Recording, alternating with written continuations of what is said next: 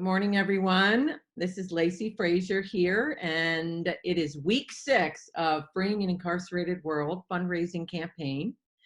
I am so excited to have my dear friend and colleague, Traci Philips, here today to talk with me about this project and about the film and about these men and about this movement that we are trying to get out into the world. And there isn't a person on the earth, to be honest, other than the men that went through the program, that probably could really speak about the importance of this work and about this film. Because, you know, in a way, I'm a bit biased, having done the work with the men and having, you know, really believe in this film and in personal transformation and in the power of that exists within all of us to change our lives. But I did it. I was with these men for 7 years doing this work. And Traci is somebody who is the only other person that has actually witnessed some of the amazing and profound transformations that occurred during the time that we did the work there, because Traci came into the prison with me. She did she on a voluntary basis went through the grueling training and joined me in the group. So I'm gonna turn things over to Traci. I just want to welcome you, Traci. Maybe you can tell us a little bit about who you are, what you're doing now, and how you ended up working with me at the federal prison camp. Yeah, thank you, Lacy. It's beyond a pleasure. I don't even know what the word is. It's, honor, pleasure. It's really, I'm glad I have this opportunity to talk about this because, in so many ways, I've said this over and over in interviews, when I talk to people, the work that I did, with you and the men at Butner was why I do what I do now. I mean, it literally, it changed and moved the trajectory of my coaching in ways that, I wouldn't have seen coming. I oftentimes say that if somebody had asked me, 15 years ago, would I be doing this? I would think, I don't even see how those connections could be made. It wouldn't make sense, to my rational brain. So yeah, I love that you used witness, because witness is really what I feel is honestly one of the most honorable positions any of us can play in life, right? Is to bear witness to others and certainly to people's transformations. There's nothing like it. There's nothing, I find there's really very little that's more fulfilling than that. There's something, it's like the birth of a baby, right? Yeah, It absolutely. just, it's magical. You really aren't words for it in a lot of ways. So it is a little bit challenging to talk about it, in the way that we experienced it and felt it, because it just is, there's really nothing to compare it to. That's why I use baby birth, because it's the closest thing, it's just this, like, what? I didn't know that could happen, kind of thing. Right. So yeah, so I'm just to, the audience a little bit about me. I'm a coach. I am at this point focused on executive and leadership training. So I like to work with those leaders in life, business owners, community leaders, certainly corporate leaders. And this was really kind of the main focus, that became the main focus of my work because of my experience with you and with the men, is looking at that piece of, transformation for anybody is our birthright, right? I mean, we're here to have as many transformational experiences as we choose. And yet, it was interesting. So going back a little bit, and I don't know if you remember this, but I think it was about 2 months prior to you asking me if I would be interested in coming and volunteering and helping facilitate this program. I was driving down the road and had this, what I call divine download, which I've had them since I was in high school, and they always come in book titles. I don't know why, but they always do. They always come in book titles. And I'm driving down the road and I get this book title, and it was The Conscious CEO. And at that point, of my life, I've had so many of these, I knew it didn't exist. I pretty much was sure it didn't exist. And I did Google it just to make sure, and nobody had written it at that point. I don't know about now, but and I when I was thinking about this, I thought, okay, so if this were a book, what would it be about?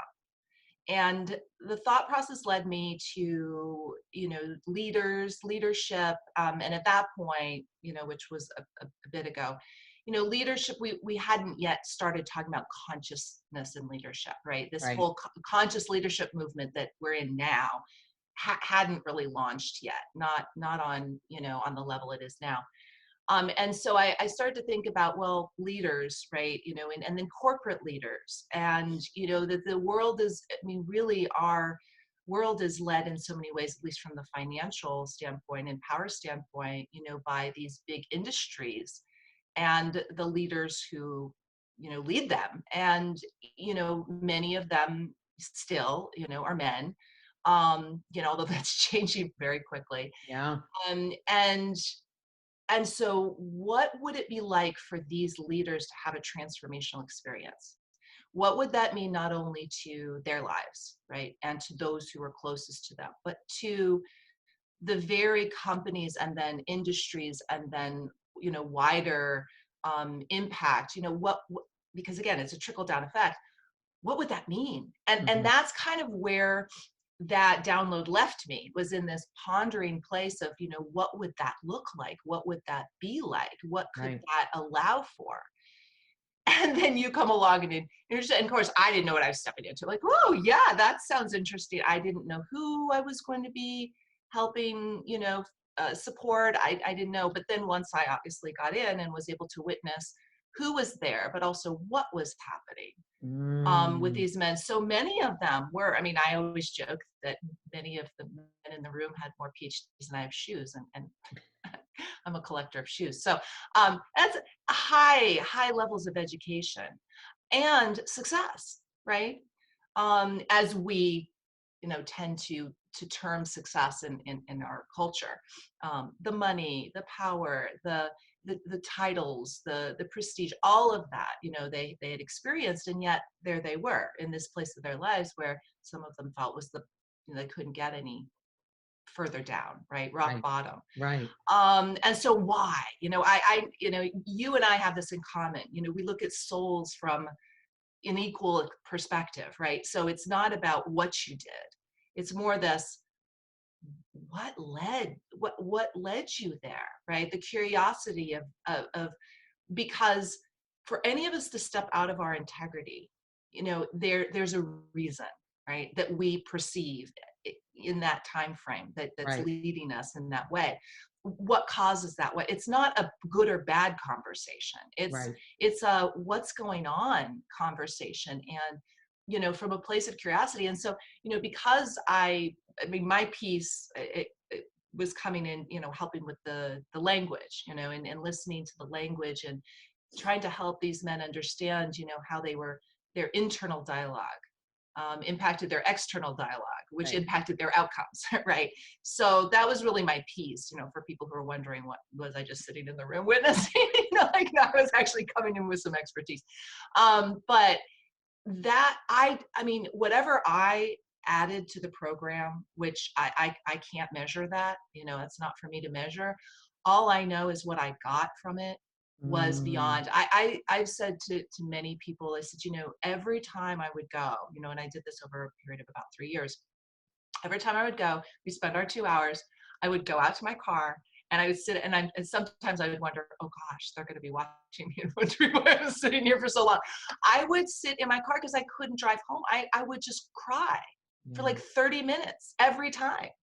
And sometimes it was tears of like, the grief that I'd heard. Sometimes it was, but most of the time it was just tears of awe, if that's if I don't even know if that's a thing, but that's what it felt like. It was just, I just had to process the emotion Yes. that it had built up in witnessing literally transformation after transformation I mean, large and small, but transformation, there is a very distinct essence to transformation, right? Yes. When you're, there's a shift, and then where that shift has become transformational, and and you get good at that. Like, luckily you and I got so much practice at experiencing transformation that we know exactly what that looks like, right? And so we do know what, from the larger lay of fifth, that's what we're helping facilitate. Yeah. It's like, oh, there's that point of, crossover.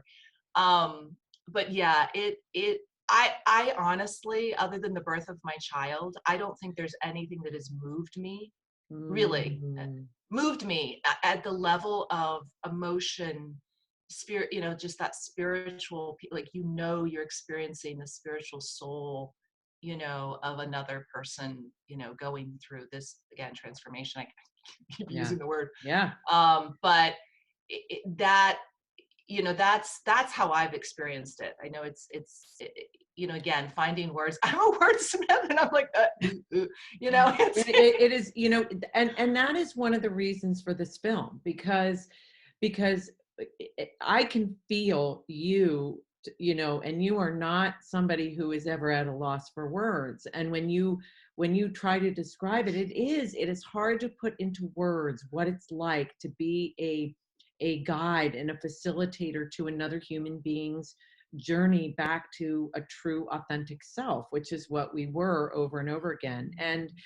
And I think that it's so hard to put into words. I kept feeling I've got to put it into a visual, that this film we could really, the plan is to really show people and illustrate through film, which of course is such a wonderful medium to conjure emotion and increase connection and all of those things. Um, because I couldn't put it into words, it's so hard. And not only, it's not about just putting the experiences of these men into words, but it is instilling an energy of hope and possibility in everybody who sees it, everybody who is questing for another level of growth and transformation within the self. So it's why I feel like the film is so important, because it's another way to share with people what's possible. Yeah, that's the show not tell. I mean, again, Yeah. it's hard to tell. So let's try to show. The one thing too that I really have said a lot, people say, why do you focus so much on male leaders? One of the things that I think, as humans, getting back to that kind of wiping the slate of gender specificity and all of the things that we've been conditioned to, it's what this group of, because I would consider most of the men in that room having had been, in that category of, the well-heeled, prestigious male, right? Mm. And that they had, they had been in the power positions of making the decisions and choosing, what is gonna, what is gonna happen, what isn't gonna happen. And many times, we're certainly in our country, but I think in our world, we're a land of underdogs.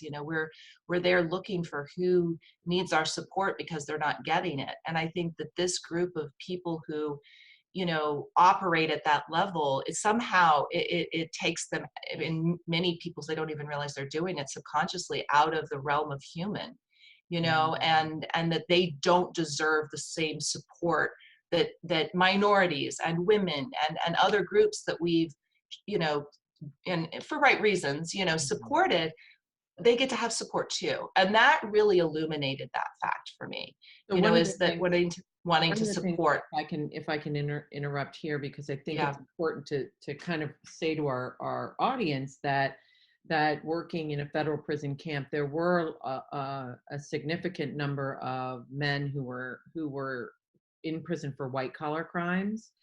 And I'm not sure of the percentage or proportion of white collar crimes versus other crimes, but I think what you're speaking to is there were many men in the group over the years that went through the program that were, well, we had a wide variety. We had a wide variety of men from all different backgrounds, different religious backgrounds, different socioeconomic backgrounds, different educational backgrounds. So, it what was so amazing to me, and I think you and I've talked about this before, is that transformation does not discriminate, right? So and support does not discriminate. So No, whether it doesn't matter who you are, what color your skin is, what religion you practice, this work is for everyone. everyone. And we Everyone can do it too. and And that's the everyone, thing. yes. That's the thing is people say, women are much better at their emotionality than men. Like it cut through all of the stereotypical stuff. I mean, that's one of the things about transformation, and especially group transformation. When you do have this level of diversity in a room, but they were all male. I mean, we were the only two Yes, females in the room.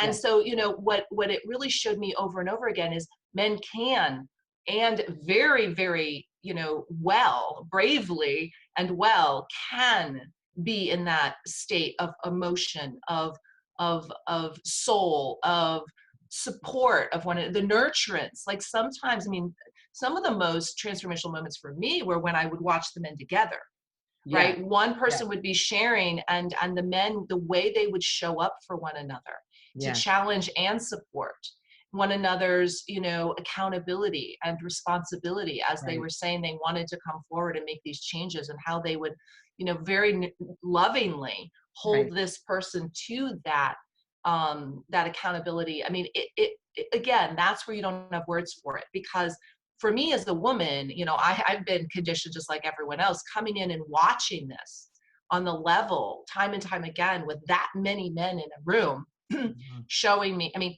it completely changed my framework for what's possible, on so many levels. And, those were the lessons I got Mm, personally as yeah, well, is until we see, I mean, again, we're so primed to, unless we see it, we don't believe it, and so it really helped my leap of faith. And, just seeing this cutting through a lot of conditioned beliefs. It's yes. like, oh no, I saw that, so I can't believe that anymore. That's what I want people to see, because again, in this seeing is believing world that we live in, which I think we're starting to make some progress, and we don't have to see to believe anymore. And that's what it helped me see, is like, okay, if seeing is believing, and this is seeing something totally different, than is seeing believing even really relevant, because it exists whether we see it or not. That changed me tremendously. I mean, I look out of the world through different lenses because of that experience. And so why is this important to make? Why, what impact could a film like this have? Could it on humanity, but even if we go down into the smaller, more narrower category, what kind of impact could this film have on people who are incarcerated, or family members who have loved ones incarcerated, or people who are leaving out of prison and are re-entering society? Well, for me, I mean, a lot of it is shows what's possible. I mean, if these men could transform in prison, and we're all incarcerated in some aspect of our lives, whether we're locked up or not, Yes. then you can transform anywhere. But I think also too, because not everybody has the luxury we did, and I do consider it a luxury. I mean, I consider myself one of the luckiest women in the world to have had, that actual physical experience, right? Not everybody can have that. How can we manufacture that in such a way, where people, can get in the doors just like we did, to can somehow get a bit of a glimpse of what we got, we had the fortune, of having on a regular basis, because it transforms us, right? So watching someone's transformation is transformational for the Yes. person witnessing, right? So it's that, it kind of is that bump up effect. If I have blue paint on me and I bump up against you, guess what? Now you have blue paint on you. And so it's when we bump up against someone's transformation, it stimulates our own, right? Whatever code we have to transform in that way. And so how do we help catalyze that type of experience? Because transformation, I mean, again, going back to that original download that I started with, like if we could have transformational experiences, what would that mean? What would that mean at a higher level, at a broader level, at a more expansive level, from Right. human to human to human to human, and Right. from a collective standpoint? um, I see this film as that opportunity, because we can't all pull people into a room and again make make this happen. and it would take too long, and it's just not possible. But we can do it through film. As you said, film is one of the things, the reason why, excuse me, video is used, and so sought after for communication and marketing and all of that now, is because it tells a story on all levels. Yes. It's not just something that we hear with our No, ears or we see with our multi-sensory. eyes. Yes. It is literally simulates the experience, right? Yes. So how else, if we're trying to simulate and catalyze an experience, how else can we do it other than through film? Yeah. Right. Yeah. So, Well, thank you. I think you've helped me also kind of put into words why, I mean, I have all kinds of reasons why I feel it's so important, but feeling your energy and knowing your energy and seeing it through your eyes as another witness just expands that knowing that this is a powerful, potentially powerful film that can touch many, many lives and can catalyze what I'm hoping, what I'm intending, what I'm visioning is that it catalyzes a movement. It catalyzes a movement out in the world where more people want to support and guide and mentor transformation and transformational experiences, especially with people coming out of prison, but not just people coming out of prison. I mean, as you said, we all are limited and we all are incarcerated in some way or another. And it's breaking through those limiting beliefs where we can really find our potential. And I think when you can work with people who have hit rock bottom in some way, shape, or form, like we did, it was just that much more powerful. And so I so appreciated sharing that experience with you, your willingness to take that time out of your day to commute all the way to the prison and back. You did that for several years with me, and I know the men who had the pleasure of having you in the program with me. To this day, where's Tracy? How's Tracy? And they talk about what they learned from you to this day. And so I'm very grateful that you were able to share that experience with me. I'm very grateful that you were willing to come on and talk with me today about your experience. And I know that your energy is completely in this film, in more ways than one. And I just want to thank you for languaging why this film is important. And hopefully some of our listeners and people following the campaign will hear and feel the energy of the potential impact of this film and the larger movement through you, through me, through our other guests. And so thank you, Traci. Thank you so much. Is there anything else you would like to share with people before we close up today? well, first of all, thank you. I receive what you have just bestowed upon me. And, again, that's what I love about reciprocal exchanges, is that it's equal coming back, right? The joy and the gratitude I feel for having been a part of this. I mean, like I said, I feel like I'm one of the luckiest women on this planet because I got to experience what I did through this. So I would say, yeah, I would say that, I mean, it's a proverb, or when they talk about, don't give a man a fish, teach him to fish. We think about sponsorship and support and giving, to support a greater cause.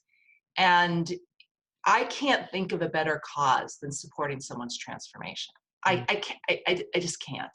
I can't, and in order to do that, we have to experience it. We can't just give someone transformation, right? We have to teach what that looks like, what that means, so that people know. I mean, because we're going through transformation, all the potential transformation or actual transformation all the time. Right. It's right under our noses. And we just are so caught in the story and what we've been conditioned to look at and what we don't have as opposed to what we do have and what is going on, and sometimes, again, I mean, we need two things to grow. We need support and challenge, right? So whatever that challenge is, if we can look at it instead of as the thing that's blocking us, or identifying us as a particular type, or whatever we think the thing is that's holding us back, that is the very platform that is supporting our transformation. Yes. And I think this film allows people to start to shift that mindset, right? Again, so if anybody's listening and anybody wants to support this, I mean, if you want a good cause, honestly help people, teach them how to fish, teach them how to Yes. transform, and that they have that permission, the availability. It has, I mean, it's already right there. It's just we need to know what we're looking at. We don't know what we don't know until we know. Right. So, I mean, that's, I would just say, I mean, if you have it in you to support anything, this would be the thing. Oh, thank you. Thank you so much, my friend. You're welcome. Thank you.